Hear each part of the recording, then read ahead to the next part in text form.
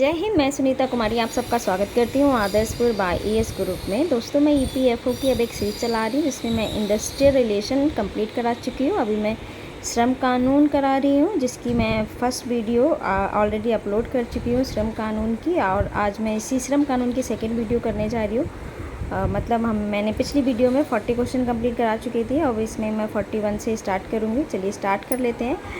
कर्मकार क्षतिपूर्ति अधिनियम के अंतर्गत नियोक्ता किसी भी जोखिम के कारण क्षतिपूर्ति का भुगतान करने के लिए उत्तरदायी नहीं होगा, जिसके परिणामस्वरूप दुर्घटना में मृत्यु या अस्थायी कुल विकलांगता नहीं होगी। इसके लिए हम ऑप्शन पढ़ लेते हैं। पहला ऑप्शन है मादक पेय या दवाओं के प्रभाव में। दूसरा है एक स्वेच्छक से आदेश की अवहेलना करने पर जो सुरक्षा से संबंधित हो, या उपयुक्त दोनों, या उपयुक्त में से कोई नहीं। तो इसका आंसर हो जाएगा सी, उपयुक्त दोनों, यानी मादक पेय या दवाओं ड्रग्स के प्रभाव से एक स्वेच्छक से आदेश की अवहेलना करने पर जो सुरक्षा से संबंधित हो। 42 नंबर का क्वेश्चन देख लेते हैं। कर्मचारी राज्य बीमा अधिनियम 1948 के अंतर्गत यदि एक सदस्य जो स्थायी समिति चिकित्सा परिषद का सदस्य है पदच्युत कर दिया जाएगा अगर वह अनुपस्थित होता है। तो इसका सही आंसर हो जाएगा 3 बैठकों में। इसमें दिए गए ऑप्शन हैं जैसे लगातार 2 बैठकों में, 3 बैठकों में, लगातार 4 बैठकों में, उपरोक्त में से कोई नहीं। तो आंसर हो जाएगा 3 बैठकों में, यानी बी ऑप्शन जो है ठीक हो जाएगा। 43 नंबर क्वेश्चन देख लेते हैं। कर्मचारी राज्य बीमा अधिनियम 1948 की अनुसूची में है, क्या है? स्थायी कुल विकलांगता और जोखिम की सूची, या स्थायी आंशिक विकलांगता के परिणाम स्वरूप जोखिम की सूची, या फिर व्यावसायिक रोगों की सूची, या उपरोक्त में से कोई नहीं। तो इसका आंसर हो जाएगा उपरोक्त में से कोई नहीं, डी इसका सही ऑप्शन होगा। 44 नंबर का क्वेश्चन देख लेते हैं। कर्मचारी राज्य बीमा अधिनियम 1949 के तहत छूट प्राप्त कर्मचारी कौन है? तो ये बताना है छूट प्राप्त कर्मचारी कौन है। चलिए पढ़ लेते हैं। कर्मचारी जो नाबालिग है, या फिर कर्मचारी जो नियोजक के योगदान का भुगतान करने के लिए अधिनियम के अंतर्गत उत्तरदायी नहीं है, या फिर नाबालिग कर्मचारी जो नियोजक के योगदान का भुगतान करने के लिए अधिनियम के अंतर्गत उत्तरदायी नहीं है, या फिर उपयुक्त में से कोई नहीं। तो इसका सही आंसर हो जाएगा कर्मचारी जो नियोजक के योगदान का भुगतान करने के लिए अधिनियम के अंतर्गत उत्तरदायी नहीं है, यानी बी ऑप्शन जो है ठीक हो जाएगा। 45 नंबर का क्वेश्चन देख लेते हैं। निम्नलिखित में कौन सा विधान बीपी आर्डकर समिति की सिफारिशों पर आधारित है? ऑप्शंस देखते हैं। मातृत्व लाभ अधिनियम, या कर्मचारी क्षतिपूर्ति अधिनियम, या कर्मचारी भविष्य निधि अधिनियम, या फिर कर्मचारी राज्य बीमा अधिनियम 1948। तो इसका सही आंसर हो जाएगा कर्मचारी राज्य बीमा अधिनियम 1948, यानी डी ऑप्शन जो है ठीक हो जाएगा। 46 नंबर का क्वेश्चन देख लेते हैं। बेरोजगारी भत्ता किस विधान में देय है? कर्मचारी राज्य बीमा अधिनियम 1948, या कर्मचारी क्षतिपूर्ति अधिनियम 1936, या कारखाना अधिनियम 1948, या उपरोक्त में से कोई नहीं। तो इसका सही आंसर हो जाएगा कर्मचारी राज्य बीमा अधिनियम 1948, यानी ए ऑप्शन जो है ठीक हो जाएगा। 47 नंबर क्वेश्चन देख लेते हैं। निम्नलिखित में कौन सा विधान सेवानिवृत्त कर्मचारियों को किस प्रकार का लाभ देता है? मातृत्व लाभ अधिनियम, कर्मकार क्षतिपूर्ति अधिनियम, कर्मचारी राज्य बीमा अधिनियम, या बोनस भुगतान अधिनियम। तो इसका सही आंसर हो जाएगा कर्मचारी राज्य बीमा अधिनियम, यानी सी ऑप्शन जो है ठीक हो जाएगा। 48 नंबर का क्वेश्चन देख लेते हैं। पुरुषों और महिला श्रमिकों की भर्ती करते समय कोई भेदभाव नहीं किया जाना चाहिए, ये निम्नलिखित में से किस विधान के अंतर्गत दिया गया है? कारखाना अधिनियम के, या समान पारिश्रमिक अधिनियम के, कर्मकार क्षतिपूर्ति अधिनियम के, या न्यूनतम मजदूरी अधिनियम के। तो इसका आंसर हो जाएगा समान पारिश्रमिक अधिनियम के, यानी बी ऑप्शन जो है ठीक हो जाएगा। 49 नंबर का क्वेश्चन देख लेते हैं। समान पारिश्रमिक अधिनियम 1976 में पारिश्रमिक का अर्थ क्या है? तो पारिश्रमिक का अर्थ बताना है क्या है। चलिए ऑप्शन देख लेते हैं। केवल मूल वेतन से, मूल वेतन और महंगाई भत्ते से, या फिर मूल वेतन और परिलब्धियाँ जो देय हों, या उपरोक्त में से कोई नहीं। तो इसका सही आंसर हो जाएगा मूल वेतन, परिलब्धियाँ और जो देय हों, यानी सी ऑप्शन जो है ठीक हो जाएगा। 50 नंबर का क्वेश्चन देख लेते हैं। नियोजक श्रमिकों के संबंध में रजिस्टरों और अन्य दस्तावेजों को बनाए रखने का कर्तव्य होता है। तो किसका कर्तव्य होता है? समुचित सरकार का, कर्मचारी का, नियोक्ता का, या श्रम आयोग का? तो ये होता है नियोक्ता का, यानी सी ऑप्शन जो है ठीक हो जाएगा। 51 नंबर का क्वेश्चन देख लेते हैं। किसी अधिनियम के किसी प्रावधान में उल्लंघन के संबंध में शिकायतों की सुनवाई और निर्णय लेने के उद्देश्य से सरकार ऐसे अधिकारी को नियुक्त करती है जो पद से नीचे नहीं होता। कौन? जिला पारिश्रमिक यानी डिस्ट्रिक्ट मजिस्ट्रेट, या सुलह अधिकारी, या श्रम आयुक्त, या श्रम अधिकारी। तो तो इसका सही जो आंसर है वो हो जाएगा श्रम अधिकारी, यानी डी ऑप्शन जो है ठीक हो जाएगा। 52 नंबर का क्वेश्चन देख लेते हैं। समान पारिश्रमिक अधिनियम के अंतर्गत गठित सलाहकार समिति के सदस्यों को कौन नामित करेगा? तो केंद्र सरकार करेगी, राज्य सरकार करेगी, समुचित सरकार करेगी और उपयुक्त में से कोई नहीं। तो ये करेगा समुचित सरकार, यानी सी ऑप्शन जो है ठीक हो जाएगा। 53 नंबर का क्वेश्चन देख लेते हैं। समान कार्य के लिए समान वेतन का सिद्धांत भारतीय संविधान के किस अनुच्छेद में निहित है? अनुच्छेद 38, अनुच्छेद 40, अनुच्छेद 44, अनुच्छेद 39। तो ये हो जाएगा अनुच्छेद 39 यानी 39। तो ये डी ऑप्शन जो है ठीक हो जाएगा। 54 नंबर का क्वेश्चन देख लेते हैं। समान पारिश्रमिक अधिनियम का विस्तार है क्या है? रोजगार की सभी श्रेणियों में, रोजगार की विशेष श्रेणियों में, सरकारी रोजगार में या फिर अकुशल रोजगार में। तो इसका सही आंसर हो जाएगा रोजगार की सभी श्रेणियों में, यानी ए ऑप्शन जो है ठीक हो जाएगा। 55 नंबर का क्वेश्चन देख लेते हैं। समान पारिश्रमिक की कौन सी धारा पारिश्रमिक को परिभाषित करती है? धारा 2D या धारा 2G, धारा 2A या फिर धारा 2H। तो इसका आंसर हो जाएगा धारा 2G, यानी बी ऑप्शन जो है ठीक हो जाएगा। 56 नंबर का क्वेश्चन देख लेते हैं। बाल श्रम निषेध विनियम अधिनियम 1986 का एक उदाहरण है। कौन सा? विनियम श्रम कानून यानी रेगुलेटिव लेबर लेजिस्लेशन, या फिर सुरक्षात्मक श्रम विधान यानी प्रोटेक्टिव लेबर लेजिस्लेशन, या फिर सामाजिक सुरक्षा विधान सोशल सिक्योरिटी लेजिस्लेशन, या फिर कल्याणकारी विधान वेलफेयर लेजिस्लेशन। तो इसका सही आंसर हो जाएगा सुरक्षात्मक श्रम विधान यानी प्रोटेक्टिव लेबर लेजिस्लेशन, यानी बी ऑप्शन जो है ठीक हो जाएगा। 57 नंबर का क्वेश्चन देख लेते हैं। राष्ट्रीय श्रम आयोग द्वारा प्रस्तावित कौन सा एक उद्देश्य बाल श्रम निषेध और विनियमन का नहीं है? तो चलिए ऑप्शन देख लेते हैं। ये सुनिश्चित करने के लिए कि कोई भी बच्चा भविष्य में शिक्षा से वंचित नहीं रहे। दूसरा ऑप्शन है बच्चों जो उन स्थितियों में काम नहीं करने के लिए सुनिश्चित करना जहां उनका शोषण होता है। तीसरा दिया वर्तमान अधिनियम के बावजूद बाल श्रम को प्रतिबंधित करना। चौथा दिया है सार्वभौमिक शिक्षा सुनिश्चित करके बाल श्रम की समस्या से निपटने के लिए। तो इसका सही आंसर हो जाएगा बच्चों को उन स्थितियों में काम नहीं करने के लिए सुनिश्चित करना जहां उनका शोषण होता हो, यानी बी ऑप्शन जो है ठीक हो जाएगा। 58 नंबर का क्वेश्चन देख लेते हैं। निम्नलिखित में कौन सा श्रम विधान असंगठित क्षेत्र के श्रमिकों पर लागू होता है? चलिए ऑप्शन देख लेते हैं। बाल श्रम निषेध विनियम अधिनियम 1986, या बाल श्रम विनियम और उन्मूलन अधिनियम 1986, या अनुबंध श्रम विनियम और उन्मूलन अधिनियम 1970, या उपरोक्त में से सभी। तो इसका सही आंसर हो जाएगा उपरोक्त में से सभी, यानी डी ऑप्शन जो है ठीक हो जाएगा। 59 नंबर क्वेश्चन देखते हैं। बाल श्रम निषेध और विनियम अधिनियम 1986 के किस खंड में बाल शब्द को परिभाषित किया गया है? तो धारा 1 खा में, या धारा 2 आई में, या धारा 2 सेकंड में, फर्स्ट और सेकंड दिया गया क्लॉज, या धारा 2 के क्लॉज 3 में।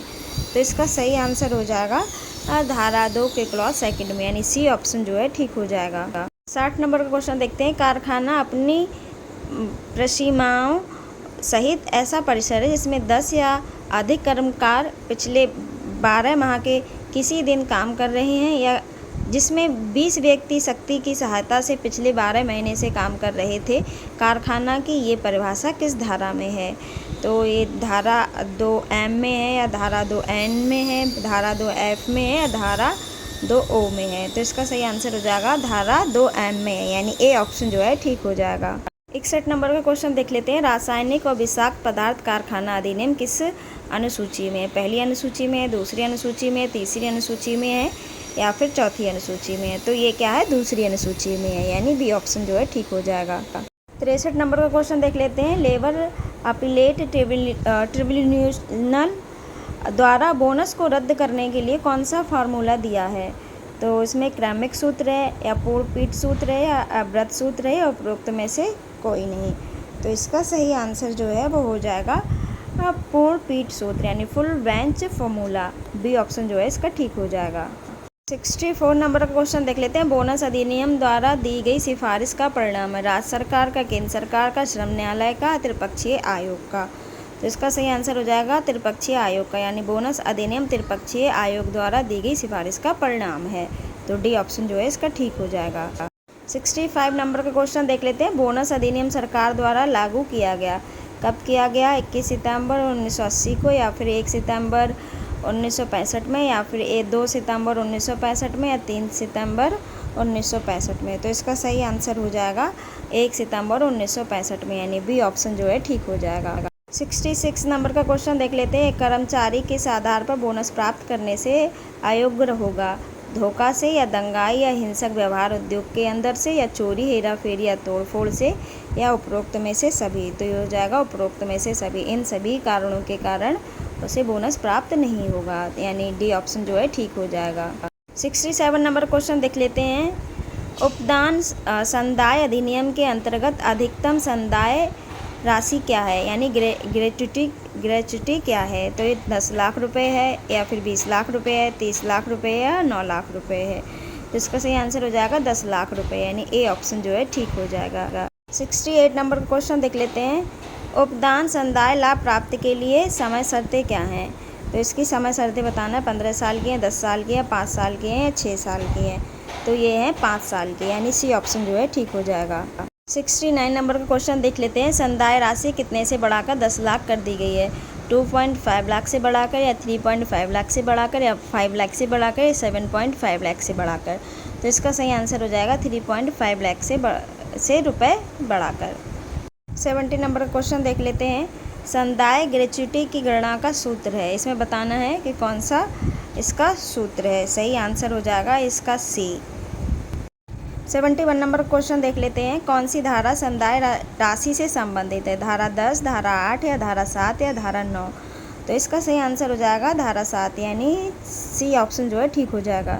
72 नंबर का क्वेश्चन देख लेते हैं। अंतर्राष्ट्रीय श्रम संगठन एक एजेंसी है, किसकी है? IBRD की, या UNSC की, या फिर WTO की, या फिर UN की। तो इसका सही आंसर हो जाएगा UN की, यानी यूनाइटेड नेशंस की। डी ऑप्शन जो है ठीक हो जाएगा। 73 नंबर क्वेश्चन देख लेते हैं। अंतर्राष्ट्रीय श्रम संगठन का मुख्यालय कहाँ है? जिनेवा में है, फ्रांस में है, टोक्यो में है, या फिर रोम में है।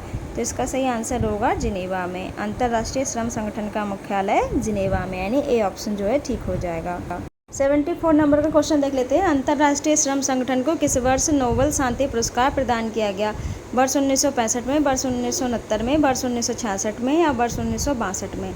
तो ये किया गया, इसका सही आंसर हो जाएगा वर्ष 1969 में, यानी 1969 में। 75 नंबर का क्वेश्चन देख लेते हैं। अंतर्राष्ट्रीय श्रम संगठन की स्थापना हुई थी, कब हुई थी? वर्ष 1915 में, या 1916 में, या 1919 में, या 1920 में। तो इसका सही आंसर हो जाएगा 1919 में, यानी सी ऑप्शन जो है वो ठीक हो जाएगा। 77 नंबर का क्वेश्चन देख लेते हैं। अंतर्राष्ट्रीय श्रम संगठन मानक तय करता है क्या? विकलांग श्रमिक के, या मानवाधिकार के, या बंधुआ मजदूरी के उन्मूलन के, या उपरोक्त सभी। तो इसका आंसर हो जाएगा उपरोक्त सभी, यानी डी ऑप्शन जो है वो ठीक हो जाएगा।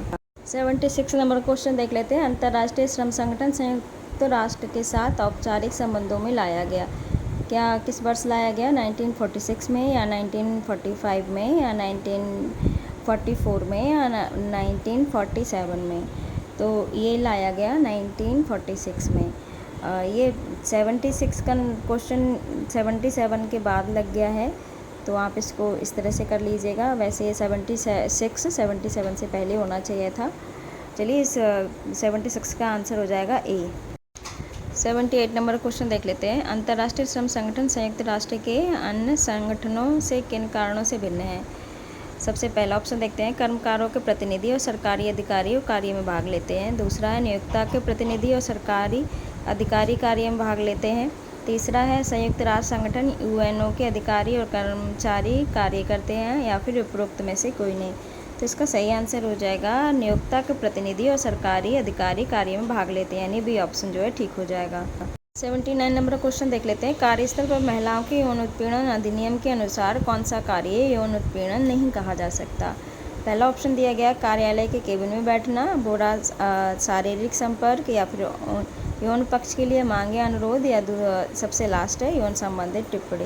तो इसका सही आंसर हो जाएगा ऑप्शन ए, कार्यालय के केबिन में बैठना, यानी ए ऑप्शन जो है ठीक हो जाएगा। 80 नंबर क्वेश्चन देख लेते हैं। श्रम मंत्रालय और रोजगार के मुख्य भूमिका क्या है? श्रम नीति कानून है, श्रमिकों की सुरक्षा, स्वास्थ्य और कल्याण है, या श्रमिकों की रक्षा, या उपरोक्त सभी।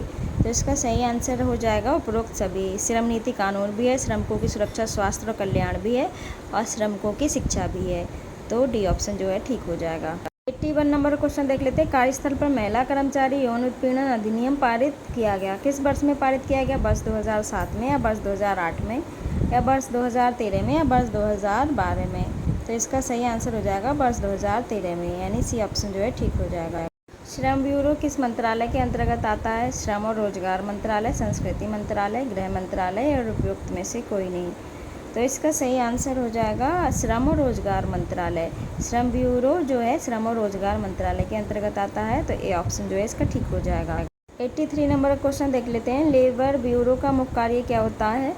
तो लेबर इंटेलिजेंस होता है या श्रम अनुसंधान होता है, न्यूनतम मजदूरी 1948 के अंतर्गत मजदूरी का अध्ययन और मूल्यांकन होता है या उपरोक्त सभी? तो इसका सही आंसर हो जाएगा उपरोक्त सभी, यानी डी ऑप्शन जो है वो ठीक हो जाएगा। 84 नंबर क्वेश्चन देख लेते हैं। वीवी गिरी राष्ट्रीय श्रम संस्थान किस वर्ष स्थापित हुआ था? तो ये कब हुआ था? वर्ष 1974 में या वर्ष 1975 में या वर्ष 1973 में या वर्ष 1972 में? तो ये हुआ था वर्ष 1974 में, यानी ए ऑप्शन जो है वो ठीक हो जाएगा। 85 नंबर क्वेश्चन देख लेते हैं। वर्ष 1966 में प्रथम राष्ट्रीय श्रम आयोग का गठन किसकी अध्यक्षता में हुआ था? तो किसकी अध्यक्षता में हुआ था? पीवी नरसिम्हा राव या पीवी गजेंद्र गाड़कर या राजीव गांधी या फिर अशोक मेहता? तो इसका सही आंसर हो जाएगा पीवी गजेंद्र गाड़कर, यानी बी ऑप्शन जो है वो ठीक हो जाएगा।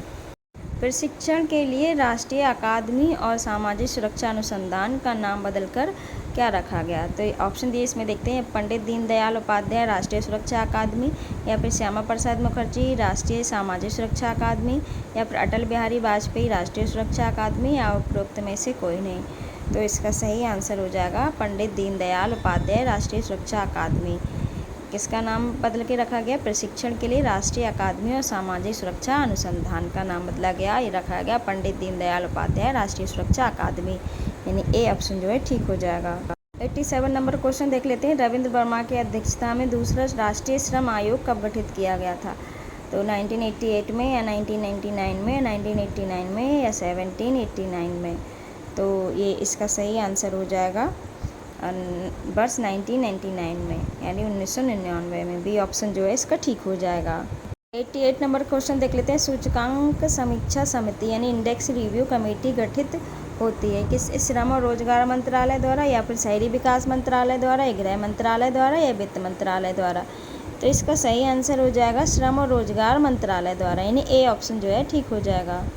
89 नंबर क्वेश्चन देख लेते हैं। औद्योगिक संबंध संहिता 2020 ऐसे प्रतिष्ठानों पर लागू होती है जहां क्या आंसर हो जाएगा उसका? 100 कर्मचारी हो, या फिर 200 कर्मचारी हो, या 300 कर्मचारी हो, या 400 कर्मचारी हो? तो इसका सही आंसर हो जाएगा 300 कर्मचारी हो। 90 नंबर क्वेश्चन देख लेते हैं। किसी प्रतिष्ठान में कल्याण अधिकारी यानी वेलफेयर ऑफिसर्स की नियुक्ति होती है जहाँ कर्मचारी होते हैं 500 या 600 या 700 या 800? तो इसका सही आंसर हो जाएगा 500, यानी ए ऑप्शन जो है वो ठीक हो जाएगा। 91 नंबर क्वेश्चन देख लेते हैं। कारखाना अधिनियम की किस धारा में श्रमिकों के अधिकार की बात कही गई है? तो धारा 111 में, धारा 111 ए में, धारा 113 ए में, या धारा 121 ए में? तो इसका सही आंसर हो जाएगा धारा 111 ए में, यानी बी ऑप्शन जो है ठीक हो जाएगा। 92 नंबर क्वेश्चन देख लेते हैं। गिग श्रमिकों को संदर्भित करता है, कौन करता है? स्थायी कार्य करता है, सेवा क्षेत्र के कर्मचारी, है औद्योगिक श्रमिक या बाहरी श्रमिक? तो इसका सही आंसर हो जाएगा बाहरी श्रमिक, यानी डी ऑप्शन जो है ठीक हो जाएगा। 93 नंबर क्वेश्चन देख लेते हैं। किसी कारखाने को बंद करने के लिए कितने दिन पूर्व संबंधित अधिकारी को सूचित करना पड़ता है? 30 दिन पूर्व पहले, या 20 दिन पूर्व पहले, या 60 दिन पूर्व पहले, या फिर 90 दिन पहले बताना पड़ता है? तो इसका सही आंसर जो है वो हो जाएगा 60 दिन पहले। किसी भी कारखाने को बंद करने से पहले संबंधित अधिकारी को बताना होगा 60 दिन पहले, यानी सी ऑप्शन जो है ठीक हो जाएगा। 94 नंबर क्वेश्चन देख लेते हैं। कैंटीन समिति का कार्यकाल कितने वर्षों का होता है? 1 वर्ष का, 2 वर्ष का, 3 वर्ष का, या 4 वर्ष का? तो इसका सही आंसर हो जाएगा 2 वर्ष का, यानी बी ऑप्शन जो है ठीक हो जाएगा। 95 नंबर का क्वेश्चन देख लेते हैं। कर्मचारी भविष्य निधि अधिनियम 1952 के अंतर्गत वेतन की अधिकतम राशि देय कितनी है? 6,000 है, 10,000 है, 15,000 है, या 16,000 है? तो इसका सही आंसर हो जाएगा 15,000 रुपये, यानी सी ऑप्शन जो है ठीक हो जाएगा। 96 नंबर क्वेश्चन देख लेते हैं। कर्मचारी भविष्य निधि अधिनियम 1952 ऐसे प्रतिष्ठान में लागू होता है जहां कर्मचारी 10 से अधिक हैं, 20 से अधिक हैं, 30 से कम है, या 40 से अधिक हैं? तो इसका सही आंसर हो जाएगा 20 से अधिक है, यानी बी ऑप्शन जो है ठीक हो जाएगा। 97 का क्वेश्चन देख लेते हैं, यानी आज का लास्ट क्वेश्चन देख लेते हैं। कर्मचारी भविष्य निधि अपील ट्रिब्यूनल का गठन कर्मचारी भविष्य निधि अधिनियम की किस धारा के अंतर्गत होता है? 7A या 7D या 7C या 7F? तो इसका सही आंसर हो जाएगा 7D, यानी बी ऑप्शन जो है ठीक हो जाएगा। जो इस बुक में श्रम कानून से संबंधित क्वेश्चन दिए गए थे वो मैं कंप्लीट करा चुकी हूँ, और ये श्रम कानून यानी लेबर लॉज जो है कंप्लीट हो गया। तो आपको हमारी वीडियो कैसी लगी अपना महत्वपूर्ण सुझाव देके अवश्य बताएं। और हाँ, अगर अभी तक आपने हमारा चैनल सब्सक्राइब नहीं किया है सो प्लीज़ सब्सक्राइब कर लें, लाइक करें, कमेंट करें, दोस्तों को शेयर ज़रूर करें। धन्यवाद।